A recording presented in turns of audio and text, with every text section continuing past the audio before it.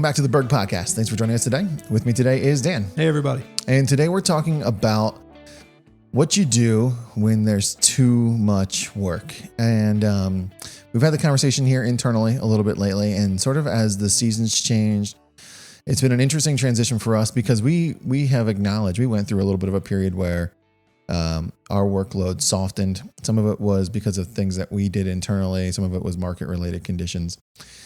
But we're starting to see the spring, summer, extended season here take shape, and there's a lot of work out there. There's a lot of work out there. I mean, it's not just the backlog of the work, right? Like that's healthy, and you want to have that, and that's a lot of what drives the back end of the company is having faith that you can see the work coming. But what we're really struggling with now is we took on jobs, and I think we did a pretty good job of still being selective as we came out of that period where we were not as busy as we were used to. It was a conscious decision based on a few different factors. We decided to focus on what we had, get it right, and we'll get ourselves back to being full bore again. And we've reached that point. The guys would argue we're a crew short right now. But then you get to a point where, okay, we've won this work, but there continues to be work. And the really hard part is it's work that I would really want to do. Sure. We're the kind of work where I come to Brian and I'd be like, hey, this is all three things of the things we want. This is what we want, where we want, with people we want. Or some of them, quite honestly, that I'm looking at, I'm like, okay, Brian, this isn't really what we want. It is what we want. And it's an area we have looked at and we're well aware of, but it's not with people we know. Sure. But I feel good about it. And we look at it and it's like, okay, but it happened this morning. And you were like, okay, but how would we do this? And I was like, well, it's the job, right? Is we got to go find the work. There has to be people. And, I can make all the positive arguments and be optimistic about it. And I've heard people say, like, choose to be optimistic. I could choose to be optimistic and say, listen, if we can get the work, we will find qualified people. And now equipment is not at a dead standstill where I can't rent it. So I could get the equipment. We can make this work. But the hard part, when you really internally really try and own that thinking, is to say, okay, so I'm saying I'm going to go get more people, but I can't get the more people right now. I can't. Our team calls me and says, hey, we could use another dozer operator, another excavator operator. I said, well, I understand, but I can't find any dozer excavator operators. I'm trying. Right. We're interviewing lots of people. I was actually at a function last week. I was talking with a business owner, completely different market, but small business owner, built the business himself, sort of similar to Ford, family business. And he said he interviews 80 people a month, hoping to get 2. He said, my whole job has basically become just interviewing people, hoping that I can get 2 qualified people. And it's like, that's a heck of a ratio. That's like an impossible. That's like an impossible ratio. Yeah. You're close to 100. You know what I mean? You're we could both do the math, but it's because we like to say, like, if we have to interview 8 to 10 people and we find a qualified applicant, that's good. You know what I mean? So that, you math that out, as Heath would say, and it works. It's not great. I'd love to interview 4 people and get a qualified applicant. You know what I mean? Right. Yeah. But the reality is that you're interviewing all these people. Now we could offset that. You know what I mean? Because we could just say to Tracy, like, listen, I only want to interview people who have, more than 5 years experience, live within 10 miles of our shop, are willing to do this, can do all these things and want to work for this amount of money. And it would be fine. I would probably hire every person that I interviewed, but I'd probably only interview one person every 3 months. You know what I mean? And so like right. I don't know what you do in that scenario, but what it really all drives back to is the work, is that there's so much work. I mean, right. And the amount of work is troubling in some ways because, one, like you said, some of it is work we definitely would be interested in doing if we had the right crew makeup and talent available. But I do think that amount of work available for all contractors is compounding some of that labor issue where they say, like, we have to say no to things we would normally say yes to because we can't find the right people to do the work. Yeah, for sure. I was listening to Brian News. I listen to Bloomberg radio sometimes when I'm in the car. And I was listening to it, and it was a conversation between a conservative Columbia economics professor, which seems kind of odd because Columbia is not known for conservatism necessarily. Yeah, right. And Michael Smerconish. And they were talking about a couple of things, but one of the things they were saying is that all the models that the Fed is using may have no relevance right now because they're all built on things that the givens aren't true right now. So the idea that the labor market would have to soften before inflation would slow may not be true if the consumer stays strong, which is what's driving really a lot of this, right? I mean, like if you get to the biggest of the construction projects, like start top down, you have all the chip stuff and all the AI stuff, and that's not going to stop. So if it doesn't stop, then it will continue to draw the dollars into it, which will result in increased facilities, and Dylan and I were driving, we were looking at a job further away, and you and I were talking about this morning, Brian, that we're driving, and not only could I not make it 10 miles without a major road construction project when we were driving. Right. I also couldn't make it 10 miles with in between that you saw why the construction was happening because of some massive building and then the houses. Like I was driving through the stages of construction, right? Like I was driving through a finished building for an R&D site for, say, a chip manufacturer. Sure. Yeah. And then you drove through the houses they built because they had to live somewhere. Right. They need more people. And so then they built houses for the people. And then the people, they needed to get food and they needed places to go. So then you drove through all the social and need-based all things the support that they built, structure. all the support structure. Yeah. And meanwhile, the highway is still the same size. And so then you're driving into the construction where they're widening the highway to account for the traffic to the stores that the people drove to so they could work at the place that they built in the middle of nowhere. Yeah. Right. And it's one of these things that's not going to stop, it appears right now. And if it doesn't stop, then there's more work. And if there's more work, there's no labor shortage. If there's no labor shortage, the money's there. If the money continues to increase, the people buy more computers. It's a self-fulfilling prophecy that it's happening. It doesn't appear to be slowing, but yet, then we stand there and say, but how can people buy houses with the interest rates at 6, 7, 8%, whatever they are now, effectively to get a mortgage. But the answer is because that nobody can get off of that wheel. And really you don't want to, right? Like, I mean, the reality is if they were right and they broke the economy, then, we're back at 2008 again and nobody wants that either. Sure. Yeah. So it was a very short conversation. I was probably longer than their interview when I just tried to explain it, but it puts me in this position where I'm saying, like, Brian, like we need to grow because it's the right answer, because opportunity is here. And I feel that's true. I just don't have any way in an ironic twist to facilitate the growth because of people, right? Because of a lack of available resources. It's not equipment anymore. It's not that I can't get pipe or macadam or concrete. It's not any of that. Mm-hmm. It's that we don't have enough people to do the work.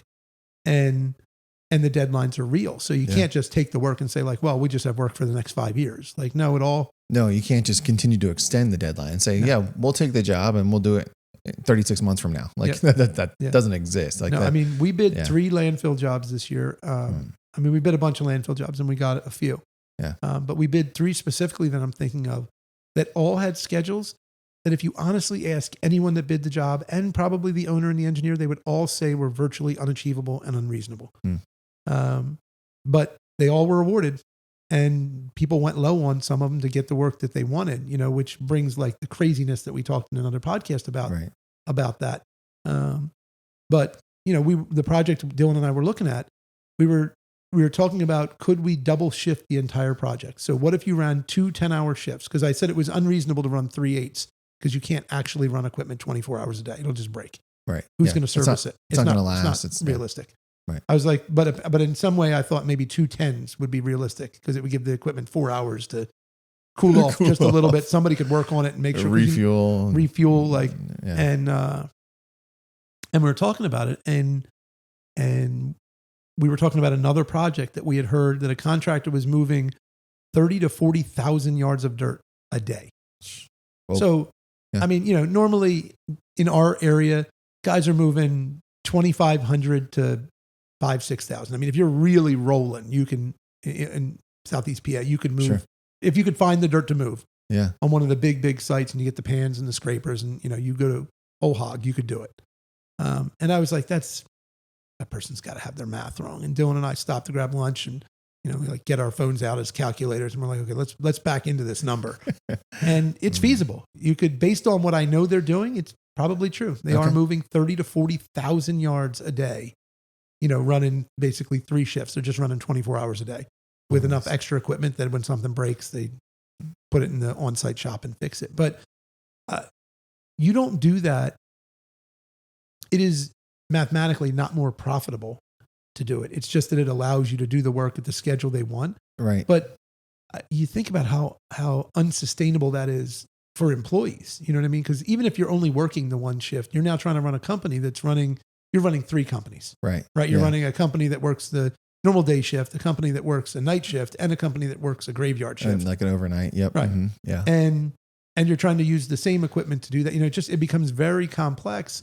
So one would think that people build the bids in a way that it's profitable enough that it makes sense. But given the choice, even in that scenario, you would rather just have it be a 3-year project that you could run, or a 2-year project and you run 12-hour days, which is still a lot on guys on the crews. But it's the way construction has happened for the last 100 years. Yeah. Right. Yeah. It's a more expected schedule, especially in a busy season, right? Especially in a busy season. Yeah. So that's what we actually pulled the calendar when we were doing it, looking at this one job. And I said, we went through and roughly came up with what the project schedule would be, critical path, roughly what it is. And we've all done it long enough that we can get there. We can do that pretty quickly. And I was like, okay. And then I, Googled, okay, give me the calendar that pulls up the dates between, because we weren't here. I was working off my phone, and I pulled it up, and I was like, okay, so the problem is we only have 92 days, and you have 100 days if it doesn't rain from July until December 1st or whatever the math was. And I was like, so first we can't get it done. You'd have to shrink it. And I was like, and it created, and that was only the step to get us to allow for winter to then do another task that mathematically couldn't be completed in the window they wanted. So it's just really interesting. You look at it and then you come up with a solution of how you're going to do this. And then what's really hard, I think, for the teams in the field is then you get to, we have a project going that the deadline is today for one phase of it. Right.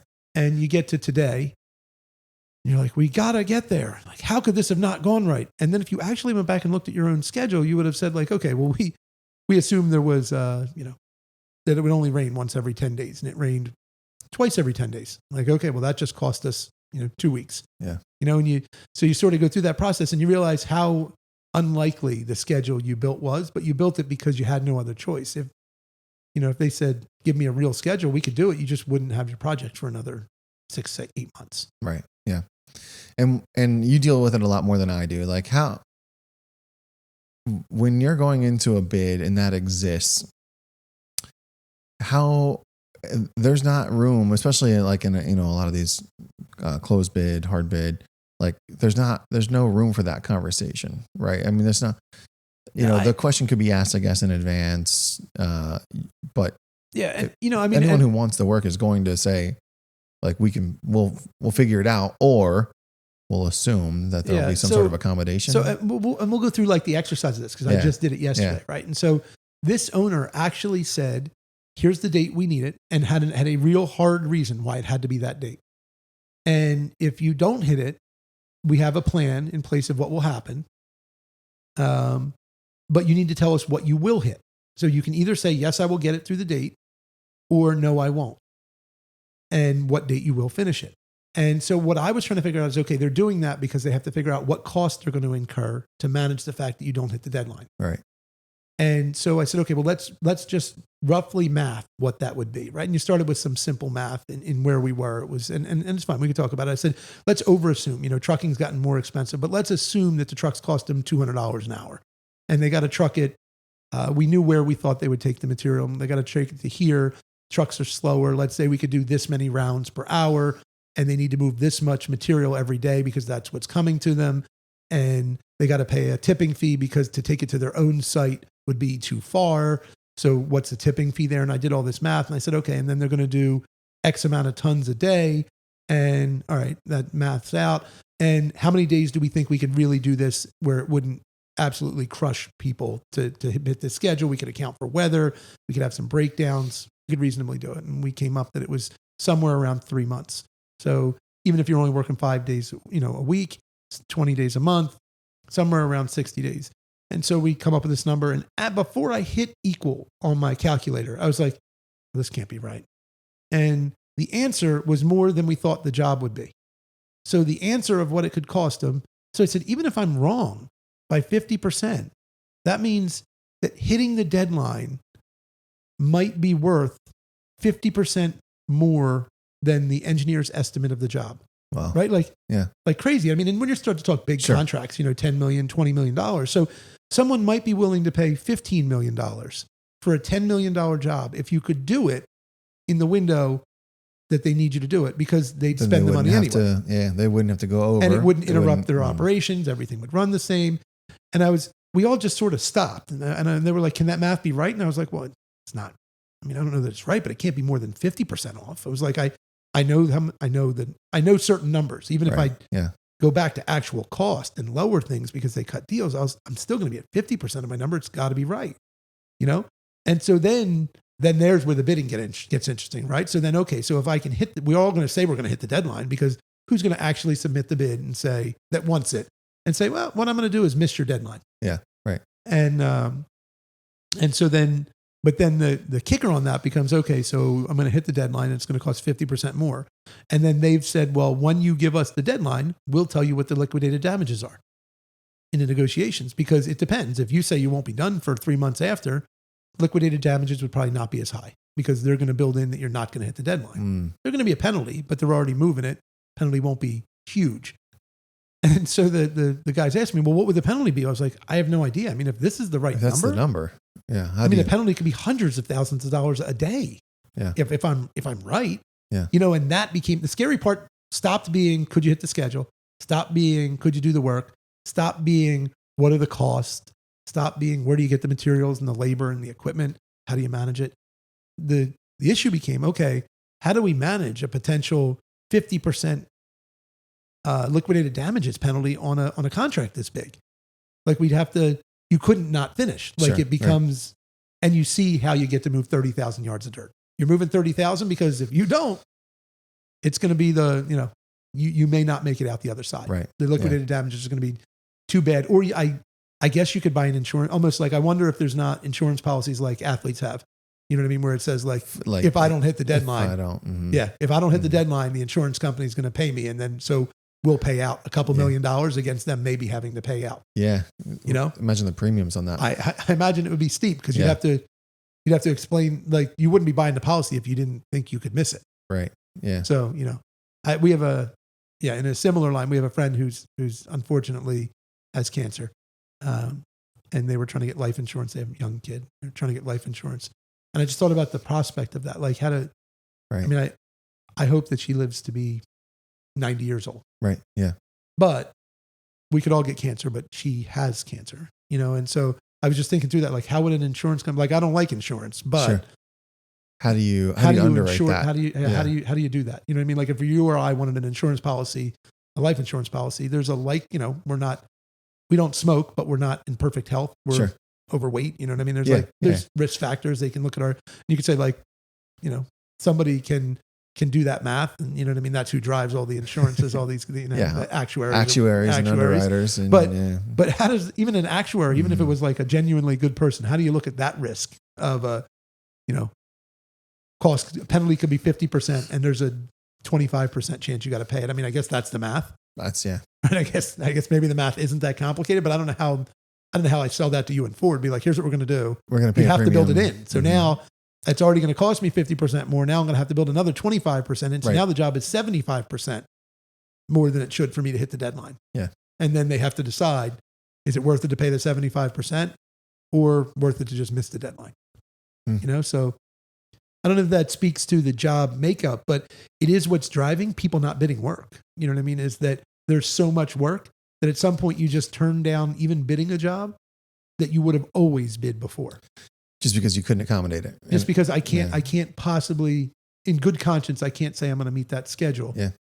And you have enough penalties that it makes it worth it, that I can't say, like, I'll get close. Yeah. As someone who does a fair amount of estimating or supporting our estimating team, how do you factor that in, when the work continues to come across the table? You sit in a meeting with our estimators, talk about progress on current bids, likelihood of winning bids, things coming out. Yeah, it's become increasingly difficult. Yeah. Because the one place the market isn't cruising along is job starts. Mm-hmm. Right? So like they're starting, but not when you think they're going to start. So if I get 4 jobs that are supposed to start on, June 1st. Maybe one of them starts on June 1st and one starts the 15th and one starts July 1st and one starts 15th of July. So by that argument, well, then I needed 2 jobs to start June 1st. So I better get another job, right? In other words, and you play that each time, but then at some point you get to the uncomfortable position of realizing, like, what are you going to do? In the private world, it's not as bad, right? Because in the private world, you can just, before you sign the contract, say, like, this is my window, my scheduled availability. And we've seen that over the past where we say we are prepared to start, October 1st. If you get to September and you're not ready to start, I'm not going to say that we're not available, but I am going to say you were on the schedule for October 1st. We're going to have to go have the crew do something else. And we'll come back to you when you're ready and we're available. And in the private sector, usually you can work that through and try and manage as best you can. Sure. But in the public sector, you're supposed to start when you're going to start. There's heavy liquidated damages on the back. You got to start. So it becomes tricky. But I think you just have to continue to look at talking and being honest, communicating with the person you're bidding with to say, we're really interested in this project. And is your schedule reasonable? Can we meet it? And just be honest with them about what your capacity is, and be honest with yourself about not completely overloading. Yeah. Overloading your team. But it is hard because there's work there. And, the reality is, while you and I do a lot of different things at the company, at the end of the day, my job is still get work done, win work, money in. And an estimator's job is to estimate. And his job is certainly not to estimate and lose. But we always say we don't need practice. I don't need our estimators sitting there just turning bids that are not competitive just so that they're ready when we need a competitive bid. So that's the really hard part for them is, it's like when you slow down and there's not enough work and the operators can't operate. You know what I mean? An estimator is going to estimate. That's what they have to do. Yeah. So you got to keep estimating.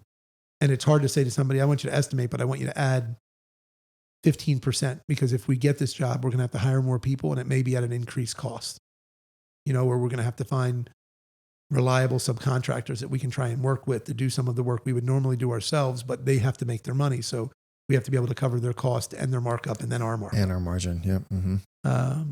So it becomes tricky. I mean, it's the problem I want to have. I hope we have this problem for the rest of our careers, but it is a problem that has to be managed in a real way and honestly, because it's hard to turn down good work with people you want to work for, but it's also hard to sit in a room with somebody and say, we're just not going to hit your deadline. Right.